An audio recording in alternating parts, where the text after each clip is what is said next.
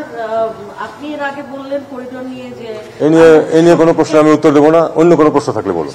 দিল্লির সাথে আমাদের যোগাযোগ অব্যাহত আছে এবং আমরা চেষ্টা করছি যাতে নিয়মের বাইরে কোনো কিছু না ঘটে। ভারত সম্পর্কে একটা জিনিস খুবই বলা হয় যে গেল আওয়ামী লীগ সরকারের সময় অনেক দাবিদারি গোলামি চুক্তি হয়েছে, আমরা ভারত বিভিন্ন ইস্যু বাতিল করছে। তাহলে এই ধরনের চুক্তিগুলো আপনাদের পর্যালোচনা করার কথা শুরুতে আপনারা বলছেন, এরকম কোন চুক্তি আছে সত্যি সত্যি থাকলে সেটা বাতিল করেন না কেন, অথবা সেটা জনসম্মুখে প্রকাশ করছেন না কেন? দেখুন, ছোট ছোট বিভিন্ন চুক্তি বিভিন্ন সময় হয়েছে, এমওইউ হয়েছে, সেগুলি কিন্তু তাৎক্ষণিকভাবেই আপনাদেরকে জানানো হয়েছে গত অনেক বছরের মধ্যেই। তার মধ্যে যদি চুক্তি যেগুলি থাকে সেগুলি কিন্তু দুই পক্ষের সম্মতিতে বাতিল করতে হয়, অথবা প্রভিশন থাকে যে কোনো এক পক্ষ যদি আপত্তি করে তাহলে বাতিল করা যাবে, ইত্যাদি ইত্যাদি। সেগুলি এই মুহূর্তে ঠিক আমরা বাতিল কোনোটাই করিনি। আমরা তো আসলে চাই যে নিয়ম অনুযায়ী যেন সবকিছু এগোয়। আমরা কোনোটাই এখনো বাতিল করার ব্যবস্থা করি না। পর্যালোচনা বলতে আসলে কি বুঝান আপনারা, সেটা একটা সমস্যা থাকতে পারে। আমরা তো সব চুক্তিরই আমরা আমাদের কোন অবস্থান বা আমাদের কোনখানে সমস্যা আছে সেগুলি আমরা আইডেন্টিফাই করার চেষ্টা করছি এবং সময় মতো সেগুলি ভারতের সাথে টেক আপ করা হবে। নগদ পেমেন্টে 500 টাকা পর্যন্ত ক্যাশব্যাক আর লেনদেনে প্রতিদিন ডিপ ফ্রিজ এবং ঘন্টায় ঘন্টায় এসি টিভি সহ দারুণ সব গিফট। বাংলাদেশের পক্ষ থেকে দিল্লিকে চিঠি পাঠানো হয়েছে পুশ টিম করার বিষয়ে, সেটি বন্ধ করার জন্য এবং যে প্রটোকল অনুযায়ী তাদের চলতে। কিন্তু আমরা তারপর দেখতে পাচ্ছি পুশিং অব্যাহত আছে। দিল্লির সাথে বাংলাদেশ যোগাযোগের চেষ্টা করছে কিনা? দিল্লির সাথে আমাদের যোগাযোগ অব্যাহত আছে এবং আমরা চেষ্টা করছি যাতে নিয়মের বাইরে কোনো কিছু না ঘটে। না, রেসপন্স একবার প্রতিদিনই একদিনেই রেসপন্স চলে আসবে সেটা তো আপনি প্রত্যাশা করবেন না। তারা তাদের অবস্থান কিছুটা জানিয়েছে, আমরা আমাদের অবস্থান তাদের কাছে ব্যাখ্যা করছি যে এভাবে দেওয়াটা যে ঠিক নয়, এটা আমরা তাদেরকে বোঝাচ্ছি এবং আমরা বলছি যে আমাদের তো স্ট্যান্ডার্ড অপারেটিং প্রসিজিওর আছে, সেই প্রসিজিওর অনুযায়ী আমরা যাব। তারা কিছু তালিকা দিয়েছে, আমরা সেই তালিকাগুলো হোমের মাধ্যমে চেক আপ করছি।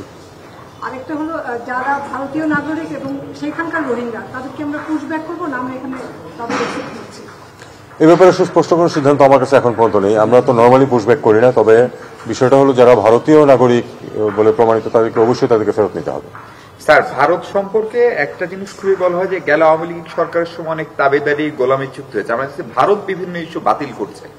তাহলে এই ধরনের চুক্তিগুলো আপনাদের পর্যালোচনা করার কথা শুরুতে আপনারা বলছেন, এরকম কোন চুক্তি আছে সত্যি সত্যি থাকলে সেটা বাতিল করেন না কেন, অথবা সেটা জনসম্মুখে প্রকাশ করছেন না কেন?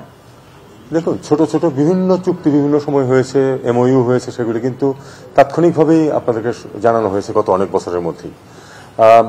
তার মধ্যে যদি চুক্তি যেগুলি থাকে সেগুলি কিন্তু দুই পক্ষের সম্মতিতে বাতিল করতে হয়, অথবা প্রভিশন থাকে যে কোনো এক পক্ষ যদি আপত্তি করে তাহলে বাতিল করা যাবে, ইত্যাদি ইত্যাদি। সেগুলি এই মুহূর্তে ঠিক আমরা বাতিল কোনোটাই করিনি। আমরা তো আসলে চাই যে নিয়ম অনুযায়ী যেন সবকিছু এগোয়। দেখা যাক আমরা কতটুকু করতে পারি। দেখুন, নিয়মকে এক্সপ্লেন করা যায় বিভিন্নভাবে। এখন আপনি এটাকে পজিটিভলি এক্সপ্লেন করতে পারেন, নেগেটিভলিও এক্সপ্লেন করতে পারেন কখনো কখনো। তো সব মিলিয়ে আমাদেরকে সেভাবেই এগোতে হচ্ছে। কেউই তো স্বীকার করে না যে সে নিয়মের বাইরে যাচ্ছে।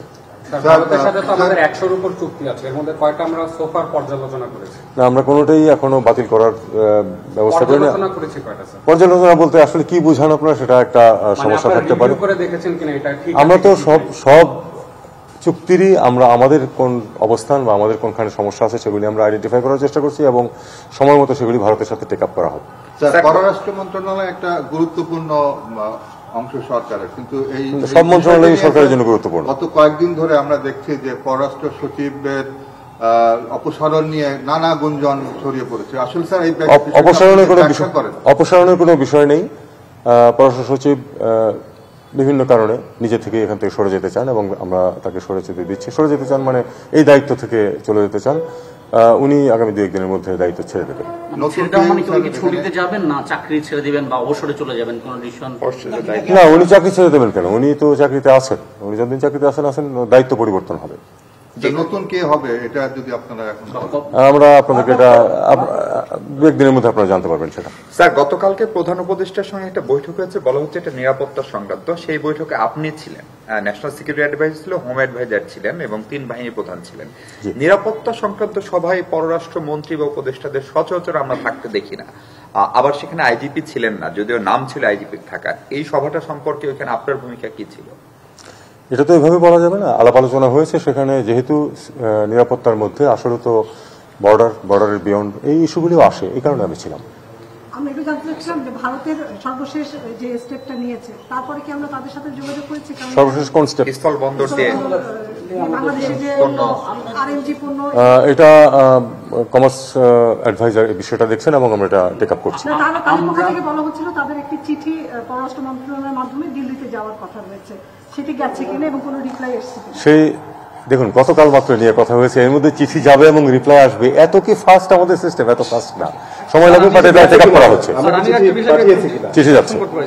মাননীয় উপদেষ্টা, একটা বিষয় হচ্ছে যে আপনি এর আগে বললেন করিডোর নিয়ে যে এই নিয়ে কোনো প্রশ্ন আমি উত্তর দেবো না, অন্য কোনো প্রশ্ন থাকলে বলুন।